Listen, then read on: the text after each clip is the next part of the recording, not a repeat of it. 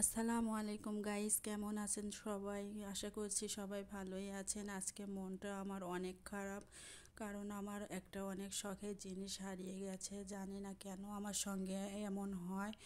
আহ, জিনিসটা আমি অনেক কষ্টে বানিয়েছিলাম, কিন্তু সেটা 2 বছর আগে বানিয়েছিলাম, কিন্তু সেটা আমি হারিয়ে ফেলেছি। জানি না কিসের জন্য আল্লাহ তাআলা আমার সঙ্গে এমন করছে, সেটা আমি জানি না। হয়তো বা আল্লাহ তাআলার ভালো মনে হয়েছে তাই এটা করেছে। আল্লাহ তাআলা যত বিপদকে আমার কপালে লিখে রেখেছে নাকি সেটাও আমি জানি না। আল্লাহর যেটা মনে হয়েছে আল্লাহ তাআলা সেটাই করেছে। দেখুন, এখানে আমি রান্না করে নিচ্ছি, দুপুরের রান্না। এখানে আমি পটল মিক্সড আলু ভাজি এবং পটল ভাজি করে নিচ্ছি। তারপরে আমি এখানে ডাউল রান্না করে নিচ্ছি। ডাউলটা সিদ্ধ করতে দিয়েছি, এটা আমি ভালোভাবে সিদ্ধ করে নিচ্ছি। আমার অনেক শখের কানের দুলটা হারিয়ে ফেলেছি আজকে, কিন্তু কিছু করার নেই, ওটা তো আর খুঁজে পাওয়া যাবে না। অনেক খোঁজাখুঁজি করেছি কিন্তু কোথাও খুঁজে পাইনি, হয়তো বা বাথরুমে পড়েছে না কোথায় পড়েছে তাও আমি জানি না। এই দুলটা আমার অনেক শখের ছিল, আমার হাজবেন্ড আমাকে গিফট করেছিল, কিন্তু সেটাই আমি হারিয়ে ফেলেছি। এখন কি করা যাবে? হারিয়ে যাওয়া জিনিস তো আর খুঁজে পাওয়া যায় না।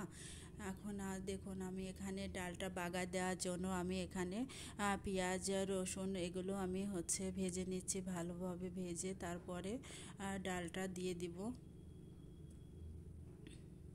তারপরে দেখুন, আমি কিছু পরিমাণে কালো জিরা এবং জিরা দিয়ে আমি পেঁয়াজ ভেজে ডালের ভিতর দিয়ে নিয়েছি, ডালটা বাগার দিয়ে দিয়েছি।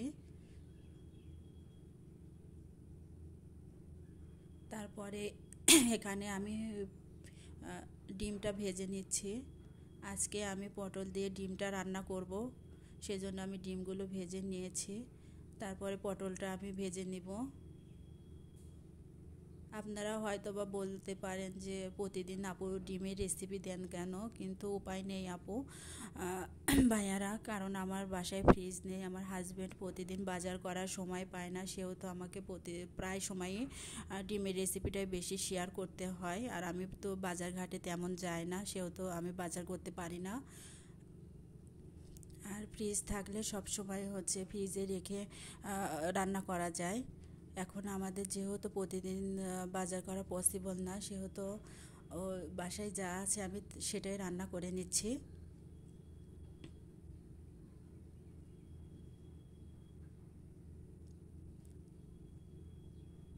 এখানে আমি পটলটা ভালোভাবে কষিয়ে নিয়েছি। প্রথমে আমি অন্য কড়াইতে দিয়েছিলাম, কিন্তু কেন জানি না ওই কড়াইটা আমার ইন্ডাকশনে দেওয়ার পরে অনেক কাঁপাকাঁপি করে, সেজন্য আমি ফ্রাই প্যানে তরকারিটা ঢেলে নিয়েছি। নিয়ে আমি এইগুলো তরকারিটা আমি ভালোভাবে ঝোল দিয়ে এখন আমি রান্না করে নিয়েছি। তারপরে ডিম দিয়ে দিয়েছি, এখন আমি জিরা গুঁড়া দিয়ে দিয়েছি। দেখুন, আমার তরকারিটা হয়ে গেছে। এখন বিকালবেলা আমার বাচ্চা বলছে যে আম্মু আমাকে কিছু বানিয়ে দাও, তেলের পিঠা বানিয়ে দাও। যতই মন খারাপ থাকুক তবুও ছেলে বলেছে এখানে আমার বানাইতেই হবে, কারণ ছোট বাচ্চারা তো আর মন খারাপ থাকলেও কিছু বোঝে না। এখানে আমি সেই জন্য আমার ছেলেকে তেলের পিঠা বানিয়ে দিচ্ছি। দেখুন, আমি একে একে তেলের পিঠাগুলো ভেজে নিচ্ছি। তেলের পিঠাগুলো আমি আখের গুড় দিয়ে বানিয়ে নিয়েছি, সেজন্য লালচে লালচে ভাব হয়েছে। কেউ ভাববে না পুড়ে গেছে, কিন্তু এখানে আখের গুড় দেওয়ার জন্য এরকম কালার আসছে। আখের গুড় দিয়ে পিঠাগুলো আমি ভেজে নিয়েছি। এই আখের গুড় দিয়ে পিঠা বানালে অনেক মজা হয়। পিঠাগুলো অনেক ফুলেছিল এবং খেতেও অনেক মজা হয়েছিল। আমি একে একে সব পিঠাগুলোই এখন ভেজে নিয়েছি। দেখুন কত সুন্দর ফুলেছে।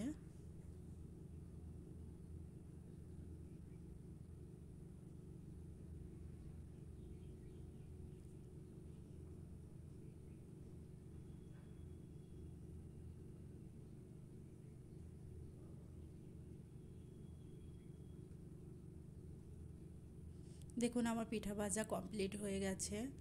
অনেক সুন্দর হয়েছে পিঠাগুলো। সবাই আমার পাশে থাকবেন, সাবস্ক্রাইব করবেন, কমেন্ট করবেন। আল্লাহ হাফেজ।